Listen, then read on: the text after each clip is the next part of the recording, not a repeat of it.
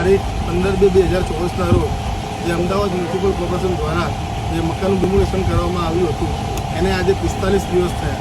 લોકોને તો યાદ પણ નહીં હોય કે લોકો કઈ પરિસ્થિતિમાં જીવી રહ્યા છે. જ્યારે મુદ્દો સૌથી વધારે હાઇલાઇટ થયો ત્યારે બધા જ અહીંયા હતા અને બધાએ સાથ આપ્યો હતો. પણ એ પછી આજ રોજ 45 દિવસ થઈ ગયા છે અને અમારા ત્યાં રહેતા એક દાદી જે ઉંમર લાયક છે અને એમની તબિયત બહુ જ ખરાબ થઈ ગઈ છે અને ડૉક્ટરે એવું કીધું છે કે હવે ભગવાન ભરોસે છે, બરાબર, તમે ખાલી ઘરે જઈને સેવા કરો. અમારા દાદી છે, જ્યારથી મકાન 45 દિવસથી મકાન પડ્યા ને ત્યારથી બહુ ટેન્શનમાં, ખાવા પીવાનું પણ ઓછું કરી નાખ્યું હતું અને બહુ ટેન્શનમાં હતા. અને એમના નાના છોકરા જે નાના હતા એ ટેન્શન એમને બહુ જ હતું અને 2 મહિનાથી દવા ચાલતી હતી.